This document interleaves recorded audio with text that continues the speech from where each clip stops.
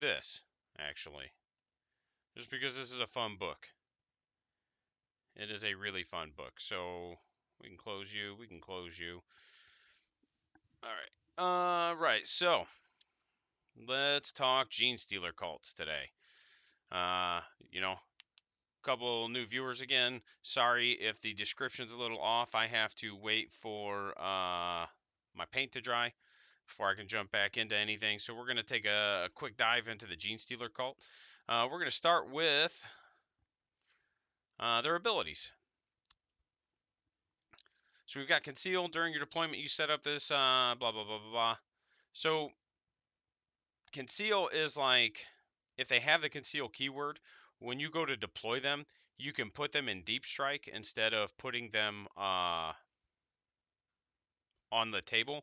And then when you deploy them, you actually end up deploying ambush markers. So let's see.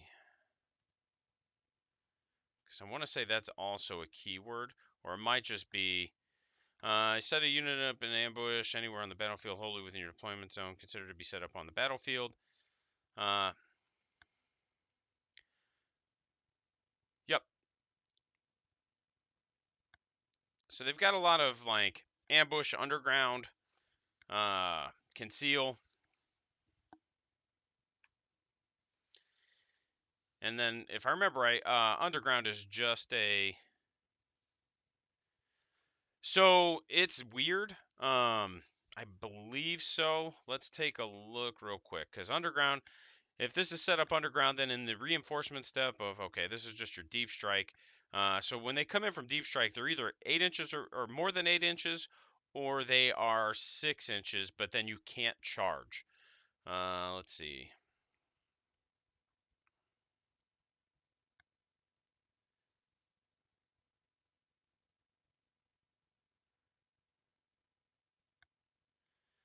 All right, let's see. Conceal during deployment. You can set this unit up in ambush. So I think it's done during deployment because of the way this is worded. During deployment, you can set this unit up in ambush instead of setting it up on the battlefield. I don't know that it's gonna matter a ton because there's not really it's not like 8th edition where if you deployed first, you or finished deploying, you got the bonus to go first or anything. Let's go to these guys real quick, just so we can check out some keywords here. Okay, and I think it's infantry and bikes that get to conceal. Like it's specific. We'll get there. So when you deploy, let's instead of reading this bit by bit, when you deploy, you get ambush markers, which are these little lads right here. All right, and you need one for every unit that you have. Now, obviously, some units are not going to get them. And I forget how that interacts, but some units aren't going to get them because some of them have special abilities that require them to start on the table. So, like some of these points upgrades that you can give them, say if this starts on the table, you get this. So that is a thing to keep in mind. When you put the ambush tokens down, you put them anywhere in your deployment zone.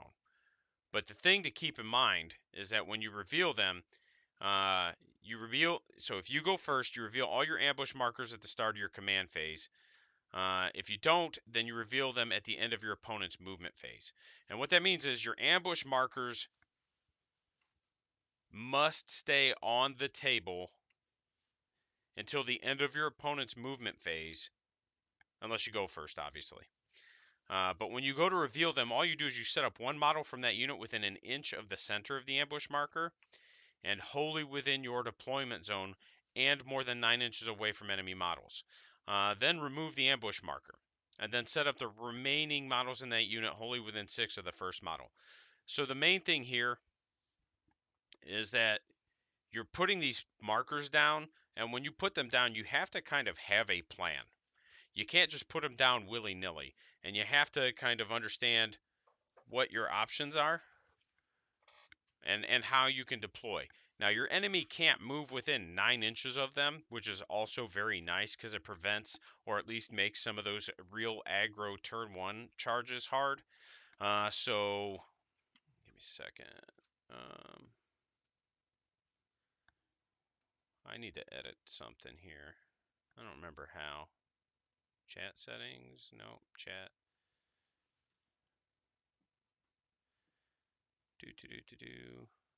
Oh, here we go.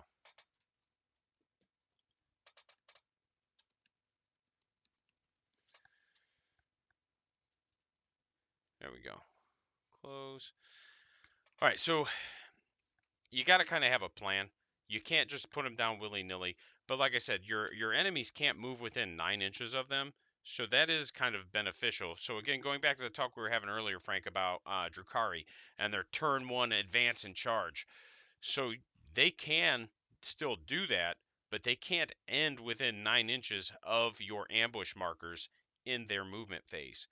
So if they get to go first, they're not going to turn 1 charge you reliably. Like, they'll still get one maybe, but it's not going to be as reliable because even though they could drop a Tantalus on the board and it auto advances, I think 12, and they could move it 30 inches and still charge, if you screen with your ambush markers properly, they can't get within 9 of them, and they're not going to be able to get into your deployment zone to make those reliable charges.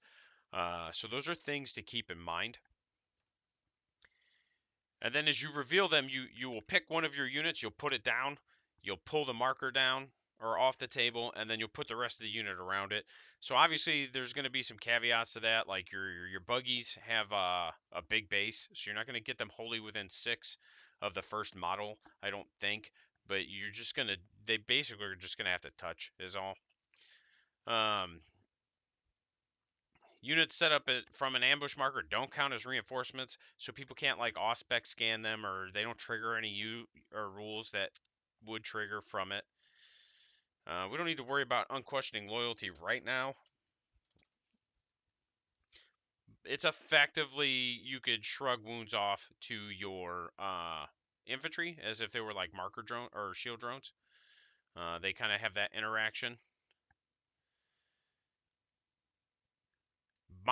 So Crossfire is one of my favorite abilities that this book has, and it's arguably one of the reasons why it's such a hard book to use, because it is not an easy ability to kind of position for, but when you position for it, it is really good. And it requires every unit from your army to either be GSC, unaligned, or Brood Brothers. So if you soup NIDs in, you do lose your crossfire tokens. But I think at that point you're kind of gaining enough to justify it, because like NIDS will bring some things to the table that GSC just lacks. So crossfire markers. In your shooting phase, each time a crossfire unit is selected to shoot, if all of those attacks target one enemy unit without a marker, if 5 or more of those attacks scored a hit, or one of those attacks with a damage characteristic of more than 1 scores a hit. Really, it just says other than 1, which becomes interesting. At the end of your turn, remove all crossfire markers enemy units have. So basically, if it's damage characteristic 1 and you get 5 or more hits against an enemy unit, they get a crossfire token. Okay? If it's a multi-damage weapon like the mining lasers, or the seismic cannons, if even one of those hits, they get a crossfire token. While a unit has a crossfire token, when other crossfire units shoot it, they add 1 to their hit roll. The exposed is a little weird. But basically, yep, here we go. Let's look at this picture. Can we open in new tab? Let's just blow it up. All right. So here's how it's going to work. Yeah, we'll just shrink this down. You don't need to see my face. There we go. So here's how it's going to work. You've got exposed, you've got crossfire. So if we look right here and here, if either one of these, and these are both crossfire units, I know this because I've played with this army. So if this unit right here, the looks like maybe neophytes, shoots this unit right here, and they get 5 or more hits, then this unit in the middle gets a crossfire token, okay? So now, if this buggy shoots, because this has a crossfire token, and you can draw line of sight from the shooting unit to another crossfire unit, and it passes over the middle target unit, they become exposed. So this is where your positioning becomes important. So like if you look at the bottom, because your line of sight line doesn't pass over the unit, they're not exposed. But here, your line of sight line right here, oh, I was hoping I could just kind of drag a box, passes over it, they are exposed. And what exposed does is it gives you +1 to wound. So crossfire gives you +1 to hit, exposed gives you +1 to wound, and that can be a pretty devastating interaction because you can start layering that with some silly, silly things. And what I mean by that is, so like acolytes have auto guns, and you're like, whoop-de-doo, they're auto guns, right? But when you've got 20 auto guns doing 40 dice worth of shots that are hitting on threes with pretty easy access to re-rolling ones, and then you're now +1 to wound, re-rolling ones, or I think there's even ways to re-roll wounds. Again, that's a lot of shots and a lot of armor saves, and guess what? You just can't make them all. So that's a part of their shtick, is just kind of like drowning people in dice, and that's how the crossfire and the expose work. And then obviously, if your shooting unit is within 12 inches, then they also ignore cover if there's a crossfire token. So each time a crossfire model makes a range attack, if the target has a crossfire marker and was exposed and was within 12, then they don't receive the benefits of cover. Now, keep in mind that this is actually by model, not by unit, so you are going to have to kind of track that. This is my favorite ability in the codex, and if you lean into it super hard, they can actually deal some decent damage, because that's where I think GSC kind of struggles, is staying on the table and dealing damage. Like, they don't hit like Eldar do, but they die like Eldar do for the most part. So it's just kind of a weird interaction that they have, especially if you're not leaning into the crossfires. Um, this is just your list of industrial weapons. We're not going to get into that super much. That was a terrible sentence. We're not going to get into that a lot. The Brood Brother rules here. This just lets you know that 25% or less of your army can be Astra Militarum or Imperial Guard for us old heads, and it won't break your army rules. Now, with the new Guard Codex coming out, it might be worth to kind of look into that, but I know before it was just like, yeah, whatever, who cares? And this is just your, like, you can only have a Patriarch, and they have to be your Warlord type of stuff. So now we're going to look at the Cult Creeds, and none of them are really bad. They all offer a variety of ways to play the game. I'm going to go through them all, and then I'll talk to you about the one that I really latched onto and why. So the Cult of the Four-Arm Emperor, Warlord trait is Inscrutable Cunning. I skipped the army rule. Sorry. You can reroll charge rolls, and each time a ranged attack is made against a unit with this creed, if they're 12 inches or more, they get light cover. So rerolling charge rolls is good because deep strike charges are 8 inches. So an 8-inch rerollable charge is a lot more makeable than a 9-inch rerollable charge. Sorry. I'm just putting the lid on my wet palette here. It is. It's a lot more consistently makeable. So it's one of those where a free reroll on an army that's got some pretty decent hard-hitting melee units is very useful. It's 1 CP you're not going to have to spend. You're not limited to once per charge phase. Orcs have it army-wide. It is a good rule to have. Yes, retrollable, dude.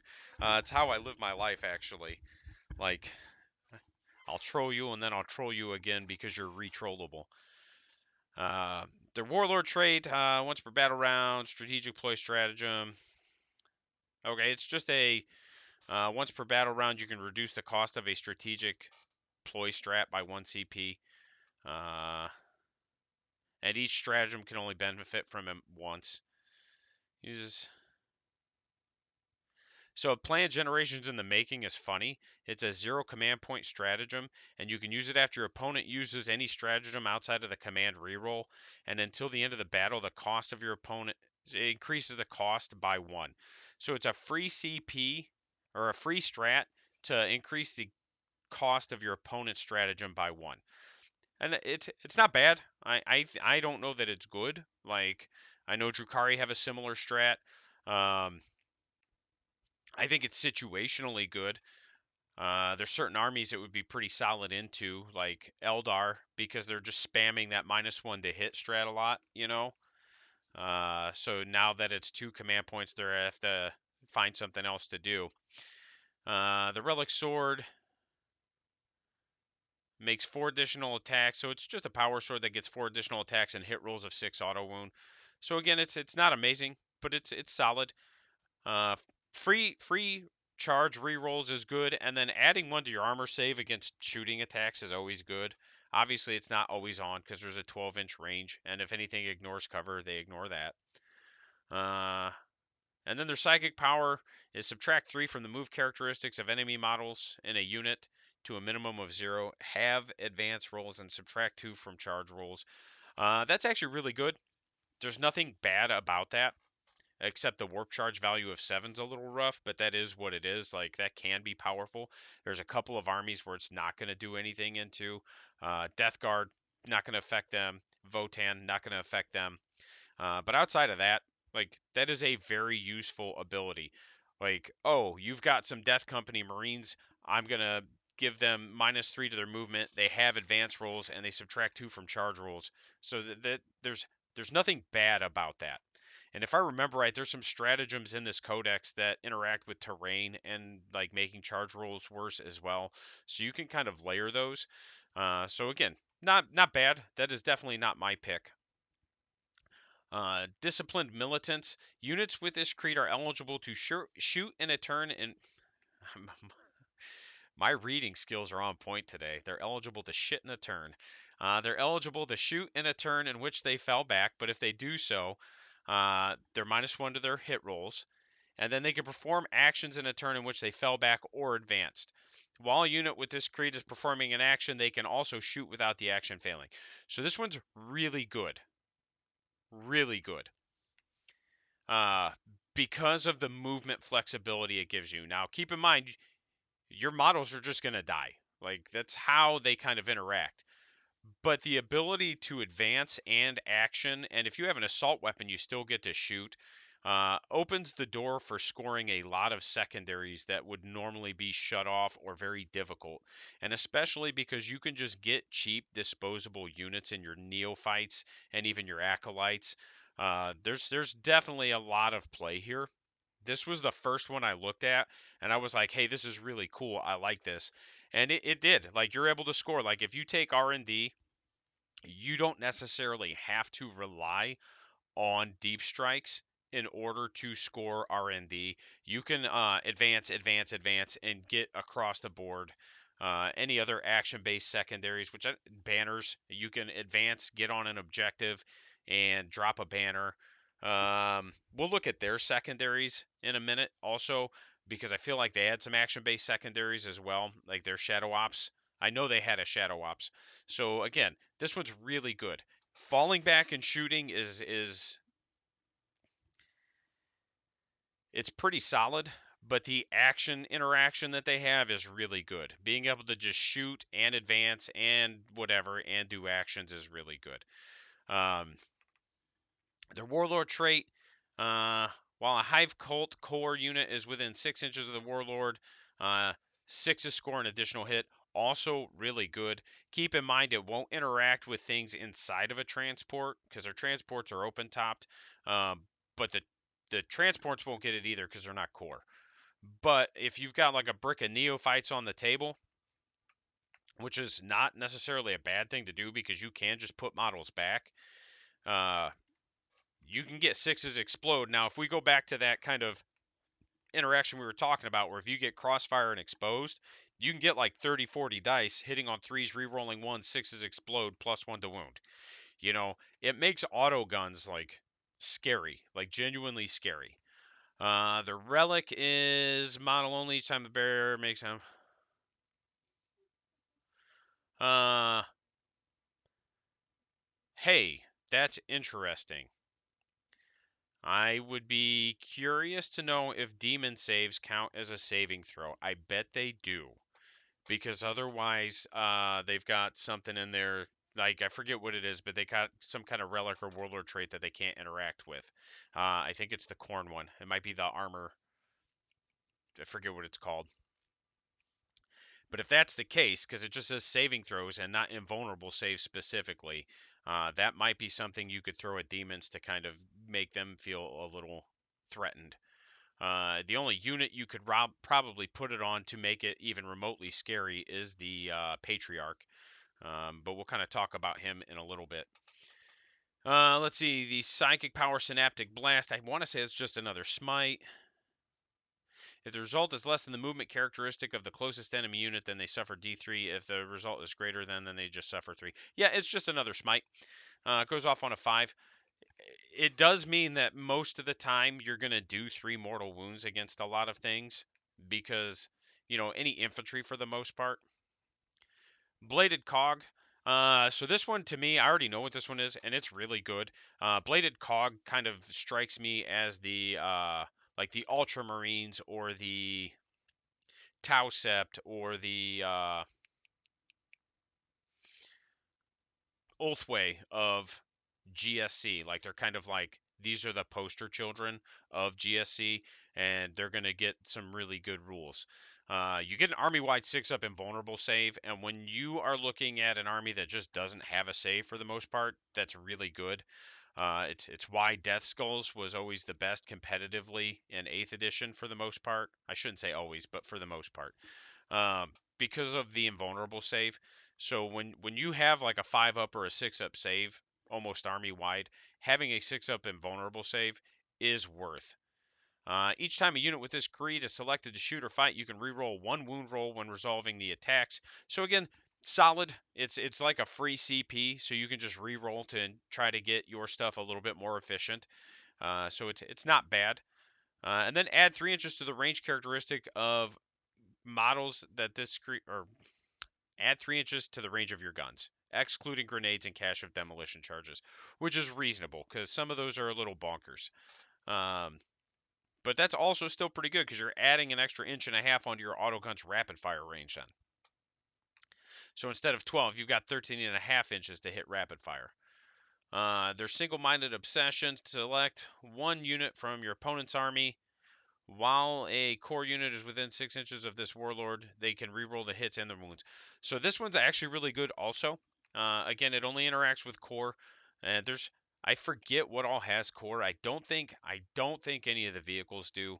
But even still, like the Jackals do, and the Jackals are really good. I do like them. Xenoform Bionics: use this stratagem before the battle when they are mustering your army. So you can give 1 infantry or biker unit a 5-up invulnerable save instead of the 6-up. And again, that is really good. Really, really good. Because again, like your Jackals only have a 4-up save. So having a 5-up invulnerable save for your Jackals is going to help keep them on the table longer. And then the Mark, what is this? The Relic. You get a 4-up invuln, and you just do mortal wounds in the. So like this one's kind of meh, because a lot of times, like your Patriarch, I think already has a 4-up. So if you're not bringing a Patriarch, sure, or if you put this on something that isn't a Patriarch, but a lot of times your characters are gonna be screened anyway, so you don't necessarily have to worry so much about the invuln. Their psychic power.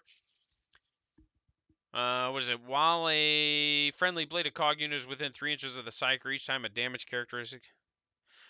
Hey, and so I didn't even know that was their psychic power because this is not the cult I kind of latched onto. But that's actually pretty good. Units within 3 inches of the wizard, basically you get all his dust. Add 1 to your armor save against 1 damage attacks. And again, for an army that has just kind of a poopy save, this is really solid. We're going to skip Rusted Claw because that is the one I latched onto, and we'll come to that one last.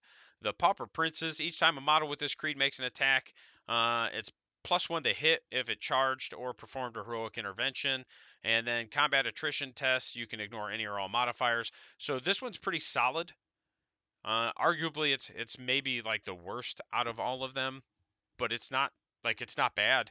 All your mining weapons, a lot of those are -1 to hit, so it'll negate that penalty on the charge or heroic intervention. And those mining weapons, like they crump. Those things hurt. There's one of them that if it hits, it just does mortal wounds. If I remember right, I'd have to look to check that interaction again.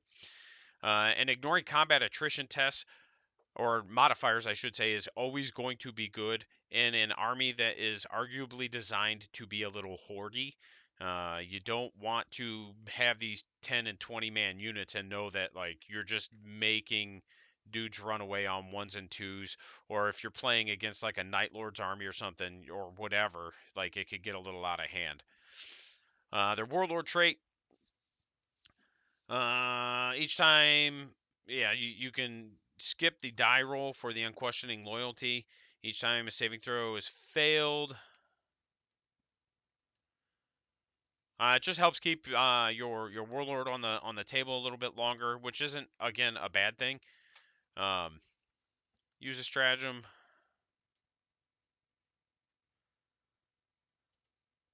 That's actually pretty cool. So if you're if you get a character that is killed by an enemy unit, you can spend 1 command point, and then the rest of your army is +1 to wound that unit that killed your character. So that's pretty solid. I wouldn't say it's like amazing, but it can be good. If your characters are dying, arguably with this army, though, you're gonna be struggling unless you just have 1 or 2 to throw away at things. They do have a lot of character data sheets in this army, so it's going to be one of those where I think there's like 25, 26 data sheets, and almost half of them are characters. So there's a lot of options there. The relic, while a friendly core unit is within 6 inches of the bearer, you get a 5-up invuln. Again, really good.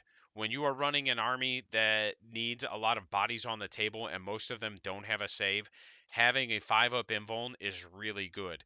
And I will argue that a 6-up invuln is really good because rolling a die for a saving throw is infinitely better than not rolling a die for a saving throw.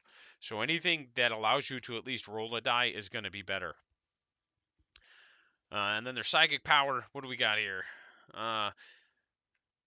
Select 1 friendly unit within 18. Each time a model in that unit is destroyed by a melee attack on a 5-up, the attacking model's unit suffers 1 mortal wound. Okay, so basically you can just do damage on death, which is going to be similar to where the Dark Sadith went with Harlequins. They were fight on death, but evidently that was too good. But then Chaos gets it with, Creations of Bile. It is what it is. I just like to kind of troll some of the weird rules, not interactions. Some of the rules hypocrisy that goes on is all. Twisted Helix. Now I know this was like the big one for some of the meta dudes out there because it was just like super melee centric.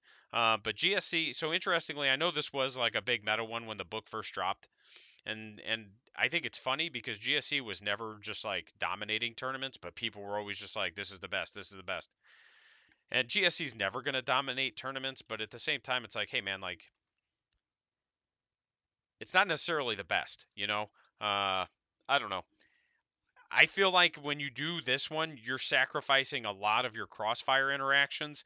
And like I said before, to me, that is the best aspect of this codex is that crossfire exposed. So, and again, the only reason I know this is just because I am kind of plugged in with some dudes that are just like, they watch the Art of War podcast all the time and they're just like, oh my God, this is the best way to do everything, you know?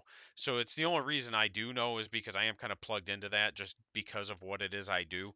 But you get +1 strength and then +1 movement, and then they get baby transhuman, which isn't bad. Again, you've got a lot of T3 models, T4 models. It isn't bad. It just wasn't the best for me and how I wanted to play them. And that's another thing to keep in mind.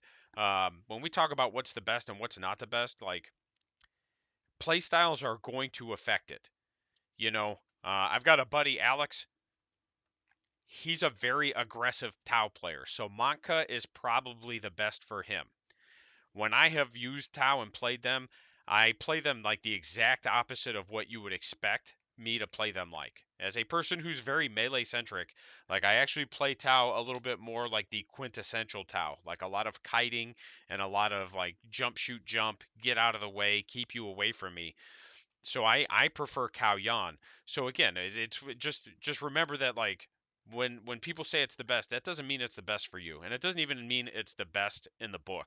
It just means that right now that's what people who are winning with are using. But if you find something that you can interact with, you can actually still just win also. So just keep that stuff in mind. Like I said, this is what was the best when it came out, though. And it was a lot of melee units, which isn't bad. Like their melee units do hit hard. Um, but once we get into Rusted Claw, you'll kind of see where I'm coming from. Each enemy model, so their strat is monstrous biohorrors. Each time an enemy model destroyed by an attack, it counts for 2 for morale tests. So that's all right. And it's when a Twisted Helix Aberrant or Abominant is selected to fight. Yeah, and that's a great way of putting it too, Dan. Is that best is what is the most popular. Like I know a lot of people will argue that Cadia is the best for guard, but I disagree. And so it's just one of those where I get where they're coming from, but it's just I personally disagree. I don't feel like that's the best, but that's also just not how I play it. So, and then really I don't even play guard. I just used to dabble a little bit.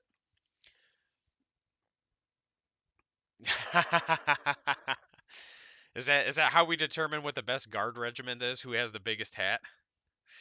All right. So when an aberrant or abominant unit from your army is selected to fight until the end of the turn, each time an enemy model is destroyed by an attack made by blah blah blah blah blah. We read that. When it fights, it can frenzy. If it does so, you can add one to the attack characteristic and the damage characteristics of melee weapons.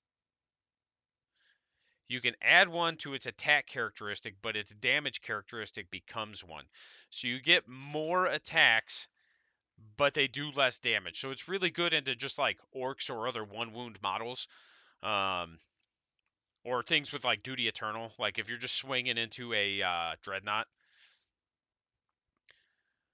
And then the relic is select one genomic enhancement for the bearer to gain. We'll get into those. Those are some pretty cool stuff. And then the mutagenic deviation.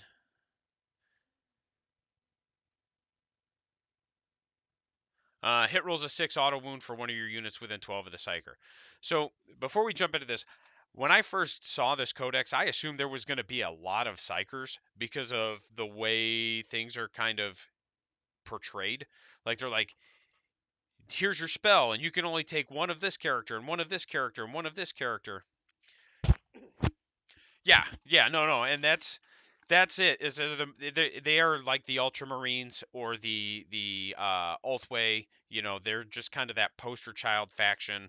There's one for I think just about every army. Like Goff's is the Orc one. So, but yeah, no, it's So we're gonna jump over here to Rusted Claw, and if you've played a game against me, you're gonna understand real quickly why I like it. If you haven't played a game against me, it might not be as apparent or obvious. And Dan, I don't think you and I have played, but at least we've played a lot of the same people. So again, you might have a good understanding almost right away. Each time an attack is allocated to a model with this creed, if its armor pen is 1 or 2, reduce it by 1. So your models with a 5-up save, Neg 1 keeps them at the 5-up, Neg 2 pushes them to a 6-up, and then it takes Neg 3 to shift them off their save completely. So that is pretty good, especially if you've got them in cover and stuff like that. Is it as good as an invulnerable save? I feel like it's a side grade. I don't think it's as good as the invulnerable save in some situations, but I feel like it's better in others. Because again, if we've got a unit in cover, we have a 4-up save. Um, you need neg 3 to shift me off the save, you know? So it's not bad. If you're shooting my infantry with neg 3 Ren guns, like I'm not losing, you know, because then they're not going into my buggies and stuff. The downside is that though is that like Meltas and stuff like that just still punch through. Yeah, yep. Your buggies still just punch through. Meltas just punch through, I should say. But a lot of the buggies have just like the duty eternal damage reduction rule, so it's a lot less devastating than it could be. Each time a unit with this creed makes a normal move or advances in your movement phase until the end of your shooting phase, it counts as having remained stationary. Um, so let's go through the rest of this. Their warlord trait. Oh my gosh! Stop with the pop-ups. Uh, each time your warlord makes a melee attack, an unmodified hit roll of 6 scores 2 additional attacks, and then you improve his armor pen by 1. So the warlord trait's okay. I I don't think I ever really took it. I'll have to kind of dig into the other warlord traits because I didn't mess with it too much. It is not where I was at with this army. Um, I actually built this very similarly to how I would build an orc list, where I had just like trucks, open top transports with a lot of shooting, and then a few like really hard hitting melee units. And that was kind of my 1-2 punch combo. And it was pretty effective. Their strat is amazing. Use this stratagem in your movement phase after an Atalan unit from these are the jackals, the bikes. Uh, Makes a normal move, advances or falls back. One model in that unit can shoot with a grenade weapon it is equipped with, as if it were your shooting phase. If it does so, when selecting the target for that attack, enemy units that Rusted Claw Atalan unit moved within 6 inches of in this phase are eligible targets, even if they are not visible to or in range of the model that has been selected to shoot. So I can drive by you while you're in a terrain feature, not even see you, finish my movement, and throw my grenades at you. And the grenades are bonkers. Like they're like strength 8, neg 2, 2 damage, or neg 3, 2 damage, or something like that. Like they are not, they're silly. Let's actually we'll pull them up real quick. Oh no. Gosh, stop. Jackals. Fast attack. Boop boop.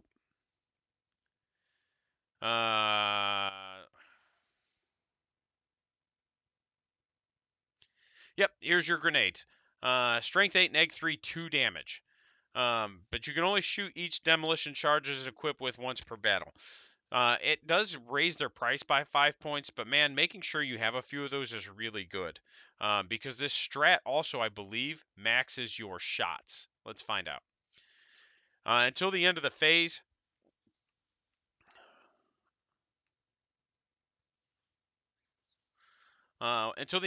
do not roll to determine the number of attacks. They just get max. So you can drive by and hit people with effectively melta grenades. You get 6 shots. If they've got a crossfire, there's nothing that says you don't get your +1 to hit. So if they've got a crossfire, you're going to hit on 3s, I think, because I think they're ballistic skill 4. Yeah. So it's really good. And there's like strats and stuff that you can use, and this is done in the movement phase. So what that means is you can actually do it in the movement phase and then do it again in the shooting phase also. The bearer is eligible to shoot, charge, and manifest powers in a turn in which it advanced or fell back. And then if it moves, advances, or falls back, or makes a charge move, it can move through terrain features and models. So basically, it flies without flying, so it's pretty good. Again, I don't think I really used that one. Now, their psychic power, if I remember right, was really good. It's got a warp charge value of 6. Select one enemy unit within 18 inches and visible to this wizard until the end of your psychic phase. Each time a Rusted Claw model makes an attack, yes, improve AP by 1. So it's the old jabbing fingers, the old psychic power for orcs. I pick one of your units, and then all my attacks get an additional AP. Armor of Contempt makes that a little bit less relevant because auto guns are still doing no rend, but that's the whatever. But your like melta grenades go from 3 to 4, which is really good. And then the what is it? Your mining lasers and stuff get a little spicy with that as well. So that one is really good. So that was this was the cult that really stood out to me. I really enjoyed their interactions. They have a lot of speed. They have a lot of ability to get up and down the board. There's a lot of ability to shoot. You don't take the penalty for moving and shooting heavy weapons. So a lot of my builds were predicated around units of neophytes.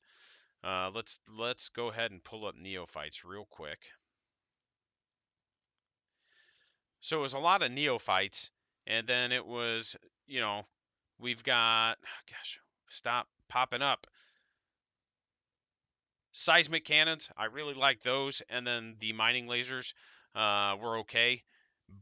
Both the seismic cannons and the mining lasers are good. I think the mining, nope, they're the same points. Okay, um, and I think you could take one in a 10. Is it two in a 10 man? Let's find out. For every 10 models, yep. So what I would do is I would take two with a mining laser and then two with a seismic cannon, and I would put them in the truck transport, um, because they ignore the penalty for moving and shooting heavy weapons. And then they will still interact with your crossfire, because nothing says they have to be on the table to interact with crossfire. They just have to be within a specified range. So it's not like an aura ability that you have to be within in order to benefit from. So you'll still get the crossfires, you'll still get this, you'll still get that. So that means, like, if you've got crossfire and you've got exposure, your seismic cannons become strength 6, neg 2, 2 damage, +1 to wound. So you're wounding, like, big things on force. There we go.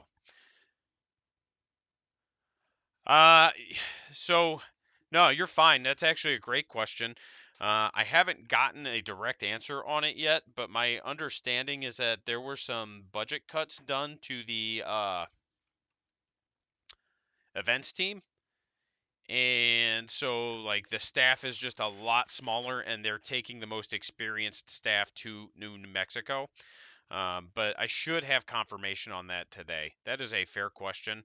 I just I haven't had it directly answered yet, but I should have it answered today or tomorrow. I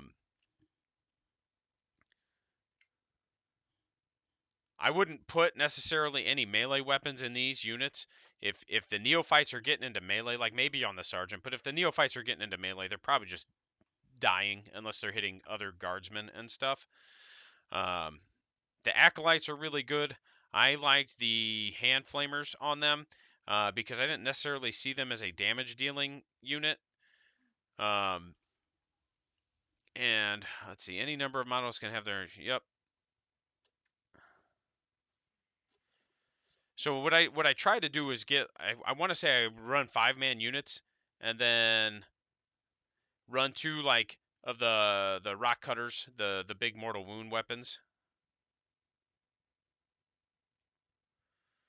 the rock drill. Yep. So the rock drill is what I ran, and it's every time an attack is made with this weapon. If it's a hit roll of 6, you take 2 mortal wounds in addition to. So I did run those quite a bit. So a lot of my acolyte builds would be just like 3 dudes with hand flamers, because they still get the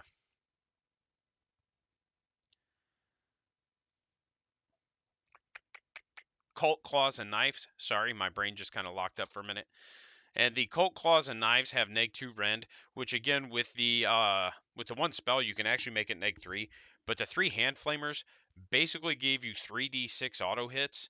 So as long as you get 5 or more, which you're gonna generally do on 3 dice, you can just put crossfire tokens on anything with that unit. So you could advance them up the table, throw your flamers into something just to make sure they get a crossfire token, and then set that up for the rest of your shooting and stuff. So now let's look at the warlord traits. Bam. All right, so there's a 6-inch aura of perform heroic interventions as if you were a character. It's okay. I don't know that you necessarily need it. Each time an attack is made against this warlord, subtract 1 from the hit roll. The add 1 to attacks and toughness is pretty solid. The biomorph adaptation, anything that can help keep your models on the table and make them a little bit more killy is good, especially things like your Patriarch if you're running it. Once per turn, when this warlord is selected as the target of a charge, before the charge roll is made and after firing any overwatch, it can make a normal move of up to 6 inches. So that one is hilarious. And I want to say you can put that on the pistol dude. What is he called? Can't remember the pistol dude's name. He is an elite Kellermorph. There we go.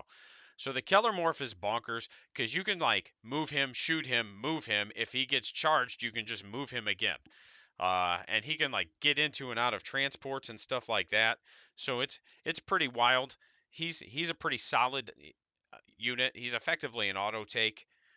Is really good. Alien Majesty, add 3 inches to the range of your aura abilities, and then any of these abilities. So I think that was one I took a lot. It's been a while since I've used this. And Preternatural Speed was another one that I used a lot. Because you get to reroll your hit rolls and you always fight first. That was one I would slap on my Patriarch. So that one was really good because hitting on twos re-rolling is going to make sure that you're effectively hitting all the time, and then always fighting first just is a great thing to have on a very very good unit, a very good melee unit. We're going to jump over to, let's see if we can find the relics. Brood Brothers cults, stratagems by phase, warlord traits, sacred relics of the cult. Amulet of the Void Worm, once per battle and attack. Okay. I didn't really mess with the Amulet of the Void Worm. The 4-up invuln, like I said, the invulns are weird. I think the Patriarch already has one baked in. It might be a... I just did that, didn't I? It might be a 5-up. Let's find out. Because, again, it's been a while since I've dug into this book. Nope, he's got a 4-up. And I did run the Patriarch because he is a wizard, and you only have 2 wizards in this book. So he was, like, for me, an auto take because I like their spells. Their spells are really good. That's not the right one. There we go. Cranial Inlay. While the bearer's on the battlefield, every time you spend a command point on a 5-up, you get it back. And then they can use their strategic coordination ability 1 additional time per turn. But it has to go on the Nexos. I don't remember what the Nexos does. He's not a guy I messed with a lot, so we're not going to dig into him just yet. Dagger of Swift Sacrifice was another one I didn't mess with a lot. It's a Magus, Bio Dagger, or Sanctus. So it's a Magus or a Sanctus only. Each time the bearer is selected to fight, you reroll 1 wound roll when making his attacks, and select 1 enemy unit that lost wounds as a result of an attack made by the Bio Dagger, but wasn't destroyed. On a 3-up, they suffer D3 mortal wounds. So, again, if you're, where is it? Let's find the Magus, right? If this dude's getting into combat, he's T3, 4 wounds, 5-up save. And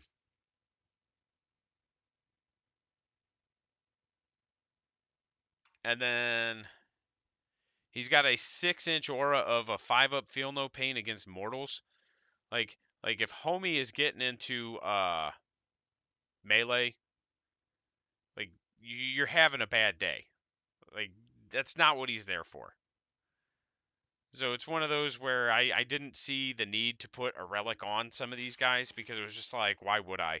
If these things are getting touched into melee, they're just evaporating. Oppressor's Bane. I want to say strength 4, neg 2, 2 damage each time an attack was.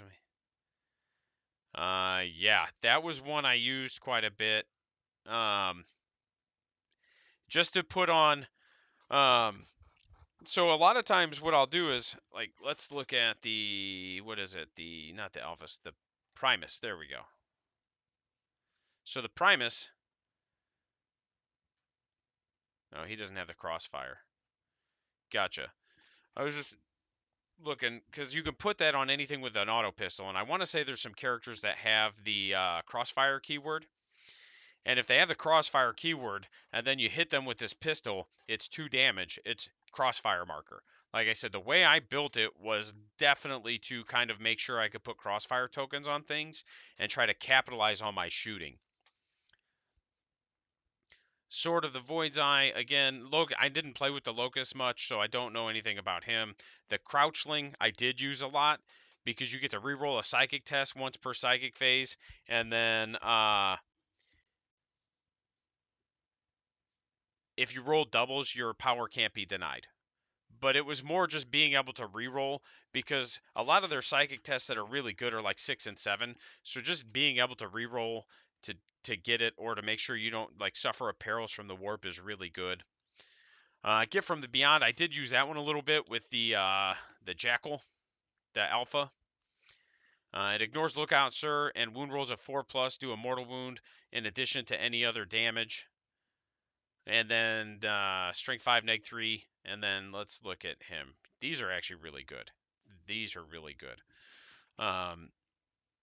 So he's got the crossfire. So again, if you hit anything with that sniper rifle, and he can move and shoot it with no penalty, he just gets. You just give something a crossfire token. And then his abilities are really good. Select one friendly Cult Core crossfire unit within 9 inches, and then select one enemy unit within 36 inches invisible. You can just treat that thing as being exposed. So again, if I've got like a unit of neophytes next to him or the jackals, I can pick the jackals and then I can pick one of your units and then my jackals can treat that as if it were exposed. Meaning like if I give them the flamers, you're +1 to wound, etc. And then he's got a 6-inch -1 to hit for vehicles and jackals. So he's pretty good. And then he can shoot. He can fall back and shoot and charge, which is I think all the jackals can. So the Unwilling Orb, you can deny an additional psychic power, and while you can deny from any range. So I never really use this, but it is a good one. Being able to just deny from any range is handy. And then you can add one to your malediction or Witchfire psychic tests. So that one might be worth taking. I'd have to kind of look. I just never really looked at that one because the Crouchling to me was just like, I want to re-roll it instead. Voice of the Liberator, Clamovis. I didn't really mess with the Clamovis a lot. Again, I only used what I had physically, and it was not an army I kept for very long, not because I didn't like them, but because I felt very restricted by them. Like, again, when you only have like 25, 26 data sheets and half of them are characters, that was a big struggle for me mentally because, I'm spoiled. Like, the Orc book isn't like necessarily the best, but there are a lot of options in it that allow for some creativity and just kind of exploring different play styles. Now, the Wormtooth rounds, they are just an auto take.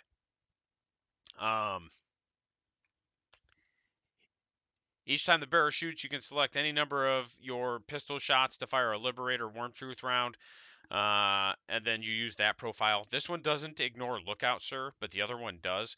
But if it kills a model, you get to shoot it again. Like he still gets like his data sheet abilities. Let's see. What is he? The Kellermorph.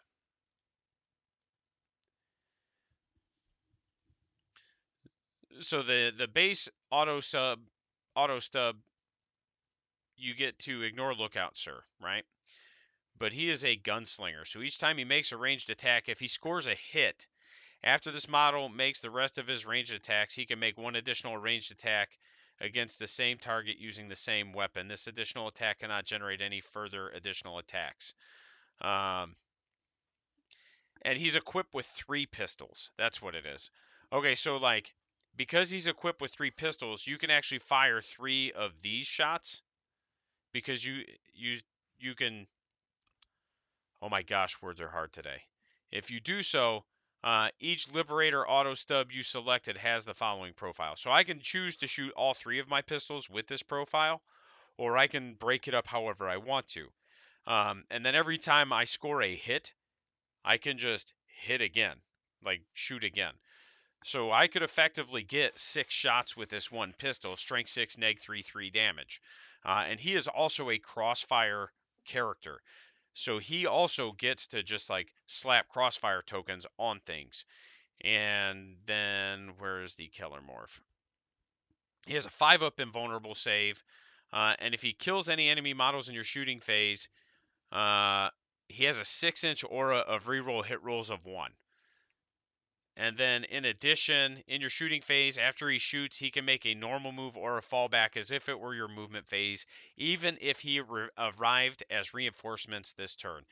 So I can put him underground, which is deep strike. I can pop him out of deep strike. I can give you the blicky, and then I can go ahead and just like scoot him away from you behind enemy or my models in order to screen him. And then in addition to that, I can give him, I think it was the warlord trait, where if you charge him, I can move another 6 inches. So it's one of those where he can be a lot to handle because his gun is not bad. And if you can get something exposed and crossfired, that strength 6 neg 3 damage gun is now +1 to wound. So you've got a lot of like shoot move shoot interactions there, and he can do a lot of damage. And this one character can actually just wreak a lot of havoc on somebody if you learn how to play him well. I know the big thing was to like hop him out of transports and then like shoot and then move back and then get him back in the transports and stuff like that.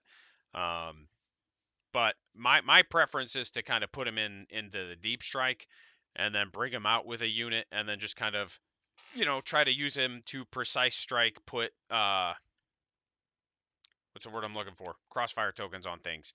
Like I said, when I played this, I tried to really maximize my ability to take advantage of those crossfire tokens and expose tokens.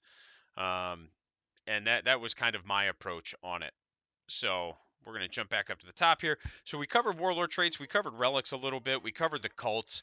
We're going to go over, is it the proficient planning? I think it is. Yeah. We're going to kind of slam through these. We're going to talk about which ones I think are standouts and how I use them. This doesn't mean they're the best. It just means this is what worked for me. It is a point scoring game, and with GSC, that is what I did. Is I just focused on can I get my points. Actually, before we do that, let's jump into the secondaries for them because I feel like knowing secondaries is going to help us kind of talk about this. Nephilim secondary objectives. We're going to boop, boop. All right, so ambush. Score 1 victory point if 1 or more units were destroyed this turn by units from your army while they had a crossfire marker. Score 2 if they were destroyed by units that were set up from ambush or underground this turn. And then score 2 if 1 or more units were destroyed this turn as a result of a ranged attack made by a model from your army and it was exposed. And it actually has to be exposed for this. You can't have a counted as exposed for this. If you play this right, you should be able to get 3 to 4 points turn 2 and turn 3. And potentially even turn 1 because they have some like come out of deep strike turn 1 interactions also. So if you play this right, you should be able to get 2 to 3 points every turn on average, which means you should be able to get 10 to 15 points on this. It will require precision. It will require thought. You aren't going to be able to just like auto take it, put models on the table and score it. You will have to actively like position yourself to score it. However, it is worth taking. This is a how do I say it? This is kind of a thinking person's army. This isn't a I'm going to put this on the table and just like be able to score points. This is a I really need to put models where they need to be. I need to have really good positioning. And it's a lot of fun if you like that aspect of the game. If you like the more technical side of the game, it is a lot of fun. But yeah, no, this is a really good secondary. To me, it's an auto pick, but it was again just kind of how I designed my lists for this army, because this was in the book if I remember right. And then what do we got? No warp roots. Brood Swarm. At the end of your turn, you score 1 victory point for each of the following conditions you satisfy for a maximum of 5. You have more models on the battlefield than your opponent does. You have more models in your opponent's deployment zone than your opponent does. You have more models in your deployment zone than your opponent does. And you have more models that are in no deployment zones. Um, and then you get an additional point if you get all of them. Okay. So again, this one's actually really good. Again, you do have to build for it, and once again, the way I played them, I was able to score it pretty consistently. Uh, because turn one, you're going to have more in your deployment zone than your opponent does. Like you just are. Unless like something really really bad happens, or really really good, I guess. Um, and so you're going to get that one. It's not that hard to get more models in No Man's Land against most armies. There's a few where you might not get it. Like there's a handful of armies where maybe this isn't an auto take, like Harlequins, because they're just going to be like, I'm jumping across the board at you. But if they do that, they are going to leave their deployment zone open, which means you're going to be able to turn 2 or turn 3 or both get more units in their deployment zone, and your guns, like if you're building them the way I do, the auto guns are just going to shred Harlequins or any other kind of elf, because you're going to have strength 3 guns into T3 units that are also +1 to hit and +1 to wound. So it's one of those where you're going to roll so many dice that it's not going to matter. Um, so these are all things to consider. Harlequins, like I said, maybe some elf builds like high mobile stuff. Uh-oh, that's an angry dog. Some high. Go shut the door.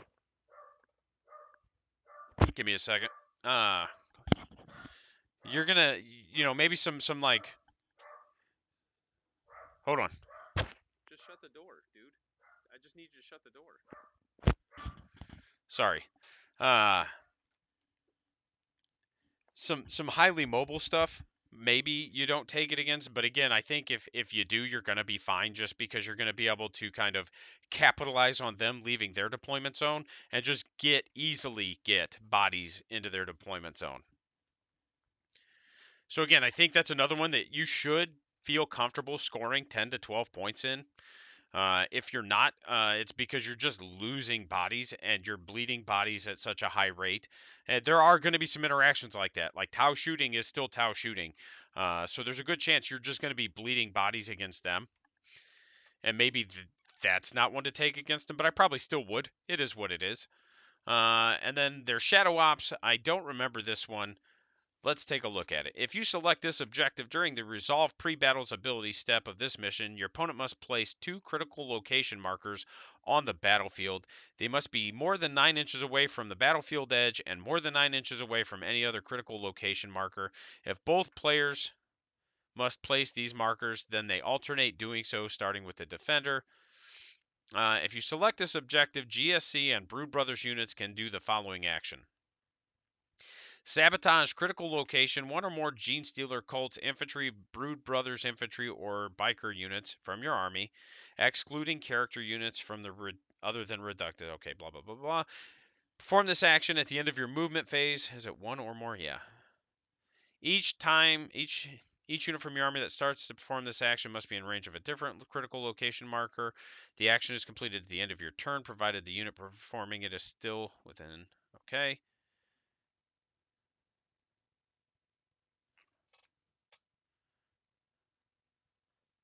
Interesting. If you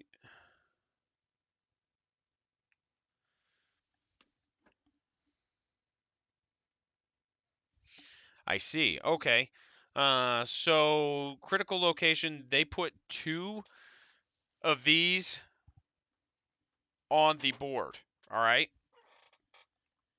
And then you do an action That action ends at the end of your turn, and you score victory points based on what battle round it was completed. Interestingly, round 1 isn't on here. And I think that's because, it's one of those where there are ways to basically do it round 1, and that's okay. Like, it is what it is. But if you do it in round 2, you get 9 points per. Man, I'd have to play with this one because I feel like this one changed from the core book. I think the core book was like a setting up demolitions on objectives. And then if you set up the demolitions on the objectives, then you got points. I could be wrong, but I feel like that was a different interaction then. So I would have to play with this one. I think this is one you can work with. There are ways to do it, but I think you're sacrificing the ability to do some things in order to do it. Because even if you got them both turn 3 or both turn 4, you're still getting 12 points. You know, hell, even if you got them both turn 5, you're still getting 8 points, which is, it's not necessarily where you want to be, but given how hard it can be for some armies to score, like, I don't think it's a bad thing. And again, if you do like one turn 3 and one turn 4, you're still getting 11 points. Like, that's the same as R&D. So I would have to play around with this one and see how I feel about it at a like scoring points semi-competitive level. But I don't think it's bad. I think in my head, it seems like, based on my knowledge of this codex, it seems like something you could do. So now that we know what their secondaries are, what I would probably plan on, okay, is I would probably plan on ambush. But again, this is based on how I built. And then I would probably plan on. So behind enemy lines and Brood Swarm are both pretty solid with this army. You can get into people's deployment zones pretty easily. So again, it's just going to depend on your build and how you play. But I feel like both behind enemy lines and Brood Swarm are very achievable. Engage on all fronts, I wouldn't do. You don't have a lot of staying power, so you don't necessarily want to spread yourself out that much. You're better off kind of like focusing on different areas. And maybe I'm wrong, because like if you take behind enemy lines and you can get 2 units in, you're probably getting engage also. But then at that point, you're also able to probably get Brood Swarm because their units are so big. I would either do R&D or Sabotage Critical Location. Either of those are really good. Like I said, I haven't played Critical Location. I would have to test it to really feel confident in saying it's good, but on paper it looks good. And then R&D, man, you can score that so easy with these guys. I mean, that is one where it's like you're getting 12 points. And not only are you getting 12 points, you can probably get your 4 points from behind enemy lines or get some extra points from Brood Swarm. So, again, like I think Brood Swarm or behind enemy lines, one of those 2 Shadow Ops we just talked about, and then your probably Ambush, I would try. Again, it worked well for me when I played this army briefly, just because of the way I had built it. So now that we went over that, well, that's still the wrong one. Now we'll go into some of these. So lying in wait, you can only give it to infantry. This one is money. And this is why you can basically just guarantee certain things. First of all, when they come in from deep strike, they either come in at 8 inches or they come in at 6 inches and can't charge. So it's really hard to screen them out because 6 inches is a lot tighter of an area than you think. Um, it's a lot harder to screen them out when they've got the 6 inches to kind of work with instead of the 9. Um, and then lying in wait, you can make it so one unit can come in from 3 inches, but then they still also just can't charge. But that's not the end of the world, because again, if you've got a 5 model unit of acolytes or a 10 model unit of neophytes, you can just bring them in wherever you want to. And if you need them to, they can do like R&D. If you didn't take R&D, you can just bring them in on your critical location unless somebody is literally right on top of it and do your action there. And if you didn't take that one, you can come in and you can just dump a bucket of dice on something, because I want to say you can give those all hand flamers as well, or no, shotguns. You can give them all shotguns.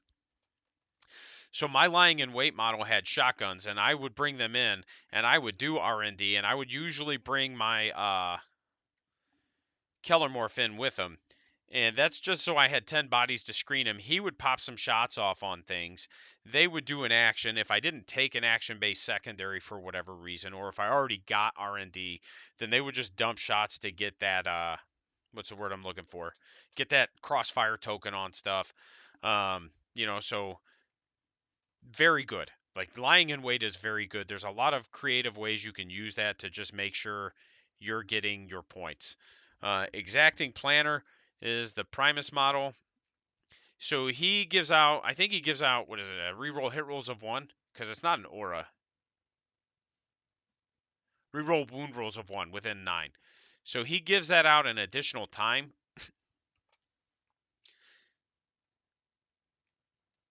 What?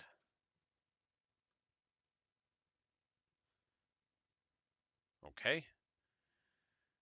And then each time. Oh, there we go. That's what it is. And it allows him to pick a non-core unit for it. So that one's really good, because being able to reroll wound rolls of 1 for non-core units is very, very useful. Um, you know, like I said, I don't think any of the vehicles have core, so having those seismic cannons on your jackals, not jackals,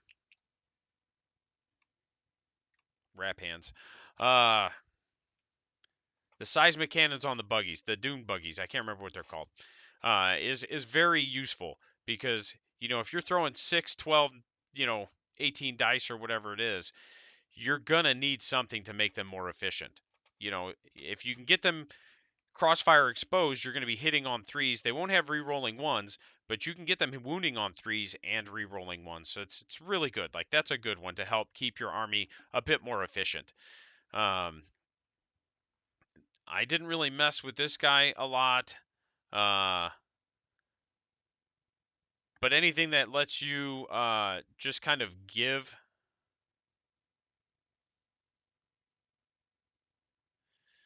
your genomic enhancements to things is good. Sorry, I was just reading. Trap is sprung. That one's really good. When this unit is set up on the battlefield, you get to roll 3 dice and discard 1. So I would usually put that on my aberrants and, bring them in at 8 inches, rolling 3 dice, and then you get to drop 1 is really good. They're probably getting into combat. The perfect ambush is also a really good one. When it's set up on the battlefield as reinforcements,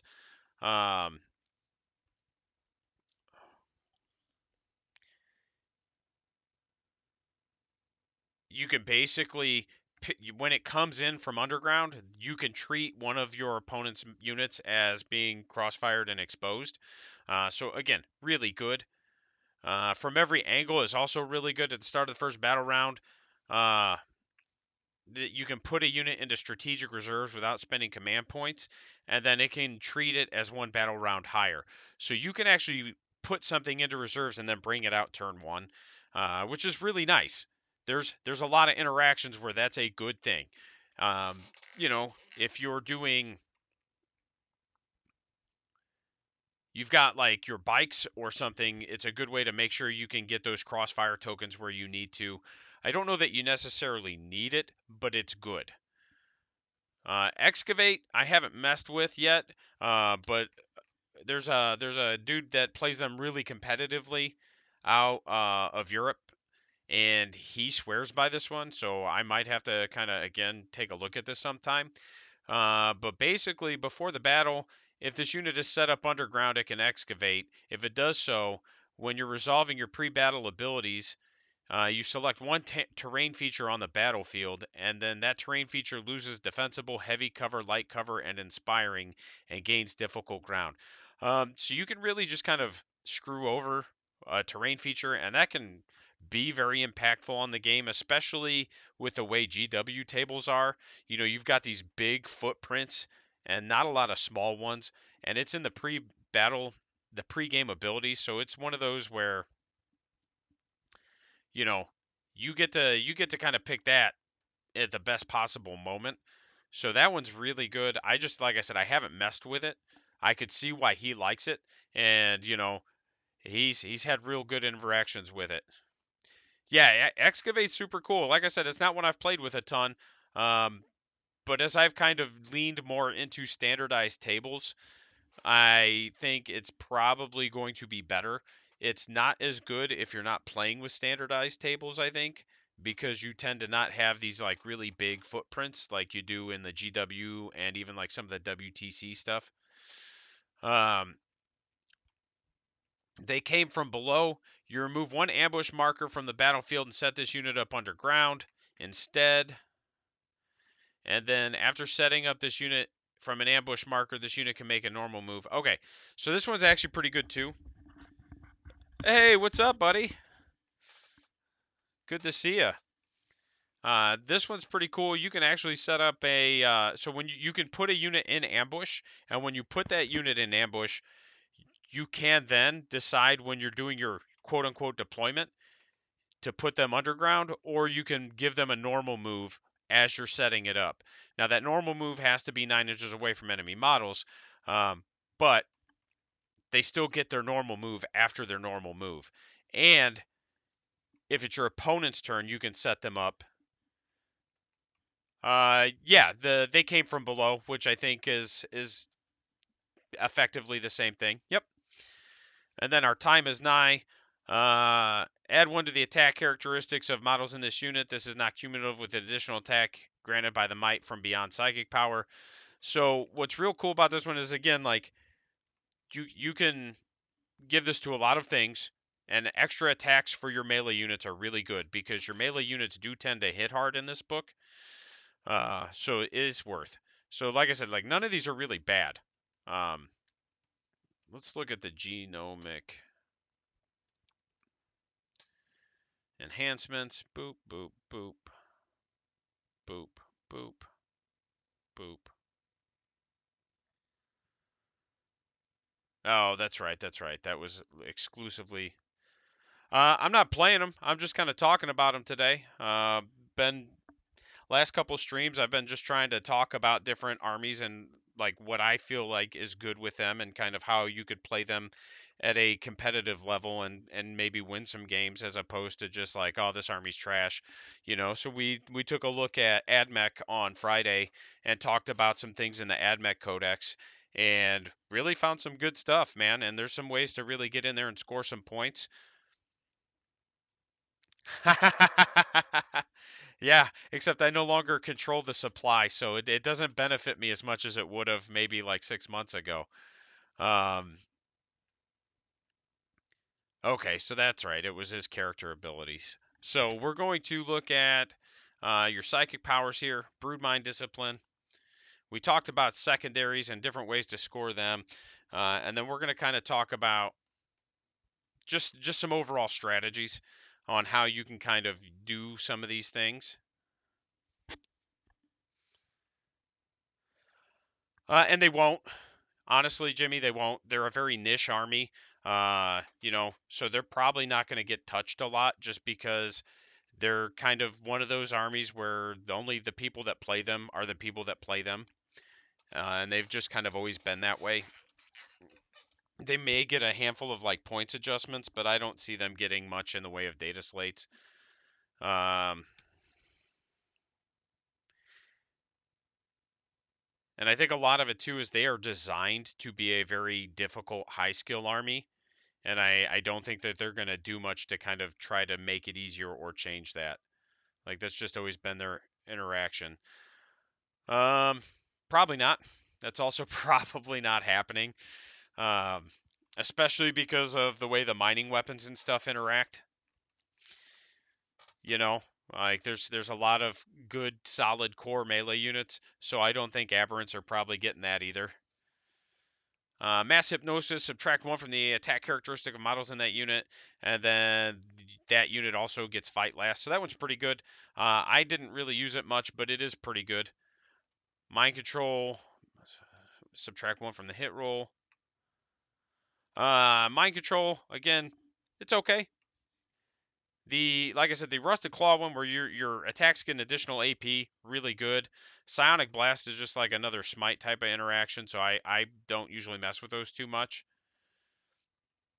Witchfire, so that's just going to be more Psychic Stimulus. Might from Beyond was the other one I used a lot.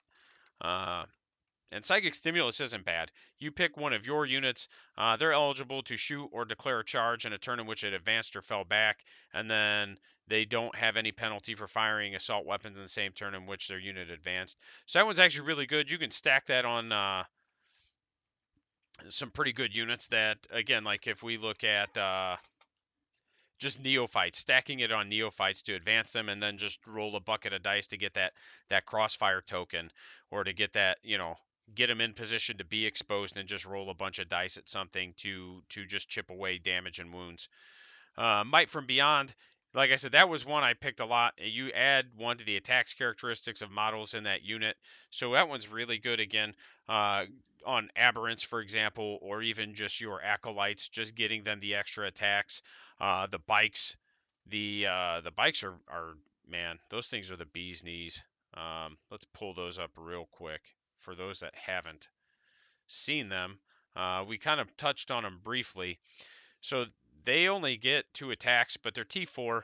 I want to say they're inherently -1 to hit. They have a 4-up save. Yep. So anytime an attack is made against them, you subtract 1 from the hit roll. They can declare a charge in a turn in which it fell back, or shoot in a turn in which it fell back. But the spell would let them advance and charge, which is, again, pretty good because they move 12 inches, I think. 14. And then anytime a model in this unit makes a ranged attack against an enemy that's within 6 inches of the target, it is treated as being exposed for the attack.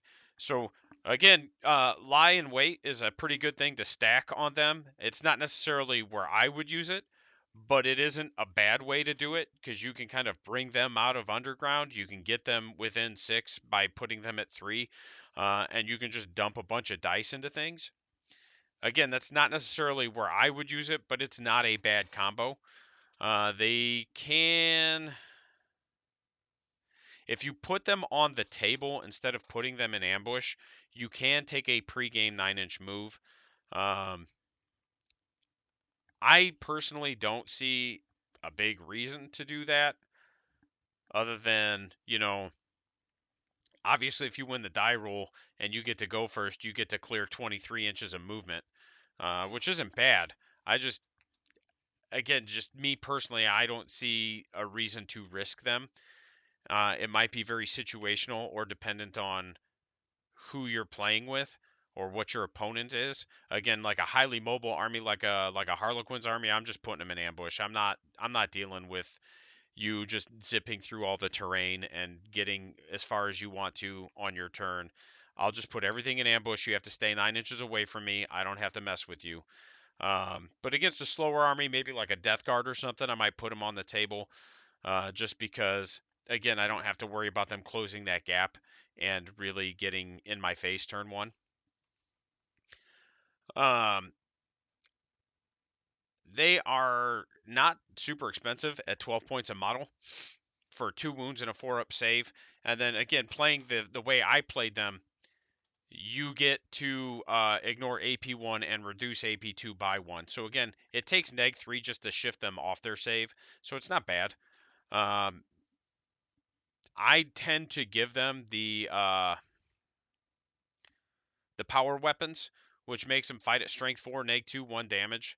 Like they're not killing stuff in melee unless it's like weaker things. But if I send them into Marines, I'm probably just gonna get mulched, just because there's a lot of dice. Those things are 2 wounds. My -2 Ren becomes -1. And again, hitting on 4's base is not going to do me any favors. Wounding on 4's base is not going to do me any favors. but sending them into a softer target, say like like some guardsmen or some like some witches or some cabalites or any kind of even harlequins, like you're probably going to pick them up to the harlequins, or at least a lot of them, depending on how much damage you do. But if you can shoot a big unit of quins and then charge into the big unit of quins, you're probably going to do enough damage that their return attacks are not going to be that devastating. You know, so their melee is best suited towards either things that aren't going to do a lot of damage back. Um, you know, so maybe like some intercessors that don't have chainswords, so their number of attacks is a little bit more limited. They don't have inherent AP. You'll still lose a couple bikes to that, but it's less dangerous than hitting like an assault intercessor squad, or just like some guardsmen or some base troops from most Xenos. Probably not orcs. Orcs, again, it's a lot of dice, and they do have the inherent AP, which is relevant. It won't be as relevant into this army because that AP becomes 0, but it's still a lot of dice that are going to hit on threes. If they're beast snaggers, they're going to wound on threes. If they're regular boys, are going to wound on fours. So again, that might not be a bad interaction. You just got to really pick and choose your melee targets with them. They will kind of stay in melee for a bit if you pick your right targets, so you can kind of like tie something up and then force it to kind of interact in a different way and then be able to fall back and shoot and charge. So it's one of those where this is a very cool unit because there's a lot of mobility, a lot of flexibility. You can drive by with your grenades in the Rusted Claw. So my interaction was always to put them underground, or not underground, put them in ambush. I like them in ambush a lot. I don't remember what bonus I gave them. I couldn't tell you. It's been so long since I've used them. But that is such a great unit.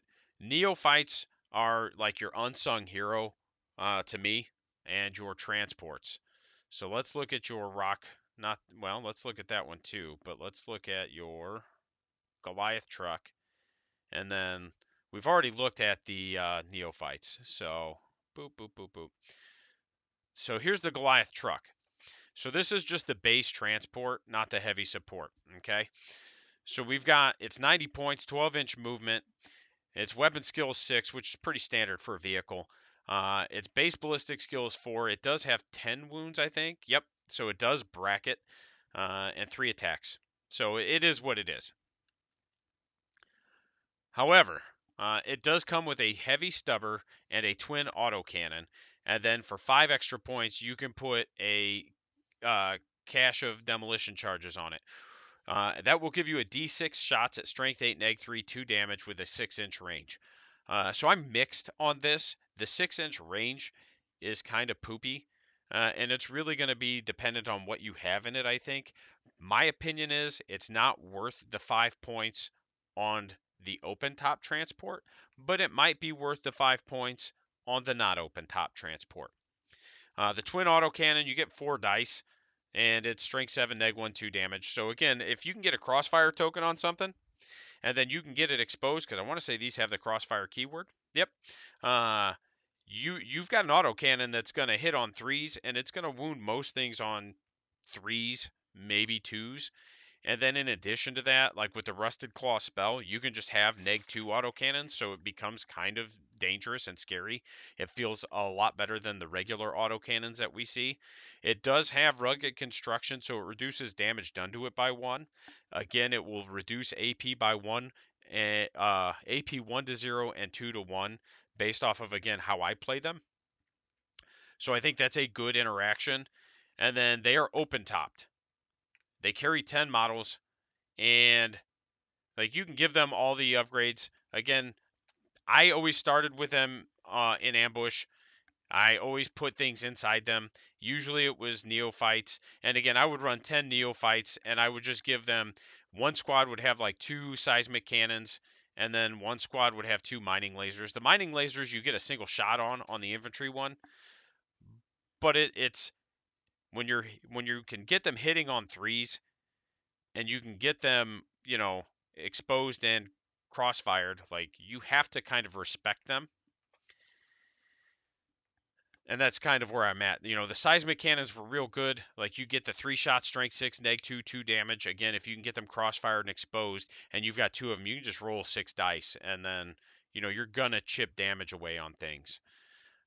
The what are the buggies called? These things are also really good. Um, the Ridge Runners. There we go. I think so. When I ran these, I want to say I ran 2 units of 3 was kind of where I was at with them. Um, because I think I had so 80 points a model, right? Let's go over this real quick. They do have the crossfire keyword. When this model is destroyed, you roll d6, it blows up, blah blah blah blah blah. At the start of the first battle round, but before the first turn begins, if it's set up on the table, it can make a 9-inch pregame move. So this is one that I gave the you can pull them into strategic reserves and then bring them down, because I could start with them on the table. If I didn't like what I saw, I could just pull them up and then bring them down on my turn. And it was just like, okay, no big deal. They have the crossfire keyword, so as long as they have as long as they get a single hit, you're putting a crossfire token on something because their guns are multi-damage. Um, so I personally ran the Achilles missile launchers a lot. I did run 2 units. I ran 1 unit with the missile launcher and 1 unit with the mining laser, and that was mostly because the missile launchers are 3 damage. And again, being able to crossfire and expose, I can wound most things on 4s. And with that Primus, I can re-roll those 1s on a non-core unit. So I can slap that on him if they're close enough and just be like, okay, cool. I can hit on 3s. I can wound on 3s, 2s, whatever. And these are neg 3. If I've got the spell on it, I can make it neg 4, and they're just 3 damage. These will kill Terminators. They'll force them to the invuln. They'll do 2 damage to bigger things with Duty Eternal, like a Redemptor. Like, these are things that you have to respect. They're 3 shots each, so you get 9 shots in a unit of 3. They're very good. And like I said, I liked the missiles. The one of these gives you a 6-up Feel No Pain or a 6-up Invuln. I forget which. Here we go. It's got the flare launcher. It gets a 6-up invulnerable save, and then if it's not in engagement range, when you charge it, you subtract 2 from your charge rolls. So the flare launcher is really good. I wouldn't replace it personally, but if you're running a different faction, there's no reason to have the 6-up invulnerable save. So again, just because of how I ran them, I wouldn't get rid of the flare launcher. It's pretty good. The Acolytes, we already talked about those. The Aberrants, these guys are pretty good. We'll kind of touch on those. We're not going to be going too much longer here. Like I said, we'll just kind of touch on the Aberrants, and then we'll talk about ways to kind of set up your scoring. Aberrants, boop. All right. So these are going to be some of your hardest hitting melee. And as Jimmy said, like, they don't have core. They're not going to get core. Like, it's just not going to happen. They only get 2 attacks each. There are ways to buff them. You can give them an upgrade that gives them an additional attack, or you can hit them with a spell that gives them an additional attack. Every one is equipped with a heavy power weapon and a hypermorph tail, or the hypermorph is, and then everything else just has the heavy power weapon. The heavy power weapon will fight at strength 8, neg 2, 3 damage. Strength 9 if you're running the, Twisted Helix. The heavy improvised weapon, I think you can only take 1 of those for every, 5? I think. Let's see, where is it? Oh, only the sergeant. So the hypermorph's heavy weapon can be replaced with the improvised. So the improvised weapon, oh my gosh, this is killing me. The improvised weapon, it's only strength 6, neg 1, 2 damage, but it has splash damage. And he's got 3 attacks. And again, pretty easy to buff him to 4. These things are pretty good, though. They only have a 5-up save, but they do reduce damage by 1. So you've got to put some shots into them. You've got to really kind of hit them because they're T5. And again, running Rusted Claw, you still need neg 3 to shift them off of a save.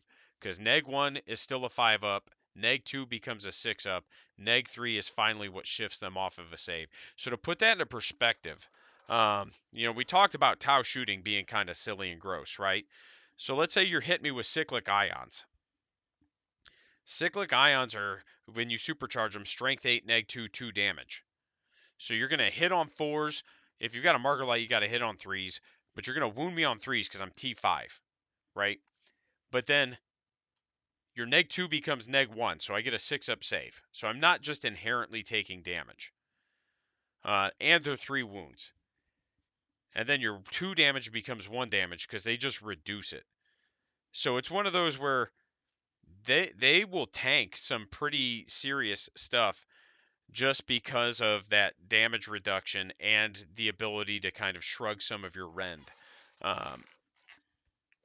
So these are really good. I did enjoy them. I only ran 1 unit, and typically I would run them with the thing that gives you the extra die for charging, and I would just put them underground, and then they would pop up. I'd get my 3 dice, and then I'd put the Abominant, which we'll look at right now, kind of next to them, and hope he makes it too. He gets 3 attacks. He gets 2 additional attacks with his claws, and then his hammer is strength 10, neg 3, d3 plus 3. So he just kind of like comes in, just kind of shits on something with his sledgehammer, and if he doesn't go away, that's awesome. Because again, he's got a 5 up feel no pain, and then he's got a 5 up save, and he'll reduce your AP, so you need neg 3, and then he still reduces damage by 1. So again, like surprisingly tanky and really good.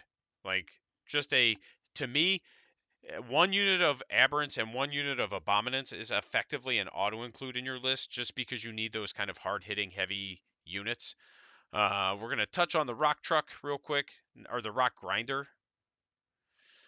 This to me was like my money maker. I love this model, and not just the model, like the rules, but the actual model. It's super cool. They're 110 points, T7. They reduce damage. They get 6 attacks base in melee. All right, and then they get the drill dozer, which fights at strength user, neg 2, 2 damage, and you get 2 additional attacks if you charged. So on the charge, you're going to get 8 attacks. You're going to fight at strength 8, neg 2, 2 damage. It does hit on 3s in melee, so it's like one of those orc buggies. They're not open topped, and they only carry, I think, 6 or 5. 5. And another trick, one of the things I did also like to do is just slap my abominants in there, or my aberrants, I should say, and just scream some of those up the board. Because again, these have a 3 up save, whereas almost everything else in your army has a 4 up save. So these have a 3 up save, and then they can take the heavy seismic cannon, and that thing's super good. You get 3 shots, strength 8, neg 3, 3 damage. These should have the crossfire keyword. They do. So again, you can get them hitting on 3s and shooting. You can get that +1 to wound.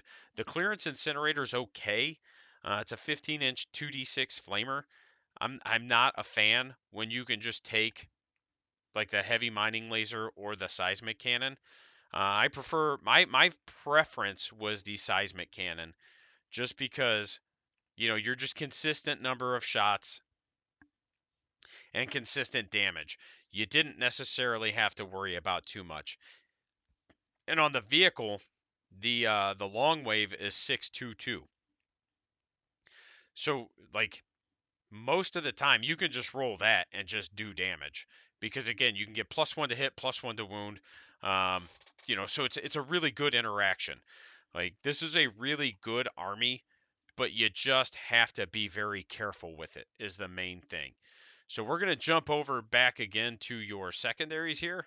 We're going to talk about how we can kind of score in a little bit more detail, and then we're going to wrap up, and that's going to be it for today. So again, we talked about what I would probably take, and now that we've kind of touched on how some of this interacts, I hope some of it makes sense. Knowing that you've got a lot of ways to put crossfire tokens on things to me, there's literally no reason not to put crossfire tokens on them.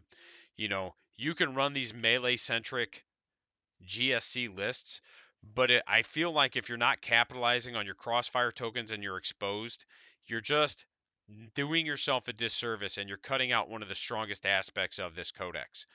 you know. And then, so if you destroy a unit with a crossfire token, you'll get 1 point. You'll get 2 points if you destroyed it from units that were set up in ambush or underground this turn, and then 2 more points if they were exposed. And you can only cap at 4. But again, you should, in theory, over the course of 5 turns, be able to score 2 to 3 points on this every turn. Maybe you don't score any turn 1, but you should be able to get 4 on turn 2 and maybe 4 on turn 3 as your things are coming up from underground to kind of make up for that. I don't see why you can't get 10 to 12 points on this if you play it well. I don't really need to break down how you score this one, because this one, in order to break it down, would require me to actually get models on a table and walk you through positioning. The main thing you just need to know is that you make sure you put crossfire tokens on things, and then you make sure they go away. And what that really means is you have to focus on a unit. Don't spread yourself out. Don't think that you can just chip wounds away and play that way with this army. This army interacts a lot like 8th edition Tau did in that respect, where you just need to point everything at one unit until that unit dies. And then you can kind of move on. So make sure you're pointing at that one unit until it goes away. Overcommit. Make sure you overcommit in your shooting phase. And the other thing to keep in mind is it doesn't specify what phase they were destroyed in either. Now, obviously, some of these are going to matter because, like, exposed only counts for ranged attacks. But you can score a point just for killing in melee if the unit you killed had a crossfire token. So don't think that just because you killed a unit with a crossfire token and it was exposed and blah blah blah blah blah, like you can't, or if you didn't kill it, don't think that you can't at least score 1 point. If you can charge in and just chip the damage away to finish that unit off, you'll still at least get 1 point, right? Now again, battlefield supremacy, brood swarm, engage on all fronts, behind enemy lines. Out of those, I would either take brood swarm or behind enemy lines. And it really just depends on your build and what you're comfortable with. I've played with both, and I don't see a bad interaction with either. Behind enemy lines, the main thing to understand is unless you're always going to get it. You have the ability, so there's a stratagem that lets you kind of pick units back up and put them into underground, and then put them back on the table in your next turn. So you're almost always going to be able to get this. With your ability to come in at 6 inches or 8 inches, there's not much your opponent's going to do that's going to deny you. The only thing he's going to be able to do, or she, is just kill your models. So I like the lie in wait because you can come in at 3. And really, again, it just depends on what your other objectives are. But if you take lie in wait and you've got a 10 man of neophytes with shotguns, and you can get that expo. I think there's a strat that also lets you treat a unit as having a crossfire token. And then what that means, though, is that, like, if you've got it positioned right, you don't have to have the crossfire token to get exposed, because you can strat them to treat them as if they're crossfired, and then that allows you to also gain the exposed if your positioning's good. So if you're not taking something that requires actions like R&D, you can bring them out, dump shotguns into a unit, and you'll be able to do quite a bit of damage. Because again, you're going to get, they're 2 shots each, you're going to get 20 shots hitting on 3s. Their strength 4, if I remember right, was 0 AP. So you're going to be wounding most things on 4s or 3s that you would be shooting at in somebody's backfield. Maybe even 2s if it's like some Eldar or something like that. So you're going to be able to do quite a bit of damage with that just because of weight of dice. But the other thing to keep in mind is, like, you don't have to. So if you're doing R&D, you can just bring them out and just be like, cool, they're going to R&D. I get my points. I get to move on with my life. And then just knowing that you've got the 6 inches also means that you can R&D all 4 quarters pretty easily. So what I would like to do is I would like to deploy a unit outside of its transport and then turn 1 R&D and don't even move it, and then jump it into the transport next turn and start moving them up the board. And then the turn that they moved up, I would disembark my other unit, R&D, and then take off. And not necessarily in that order. Like I might do the opponent's quarters next, just because again I could do the 6-inch come up, get the R&D, do the 3-inch come up, get the R&D.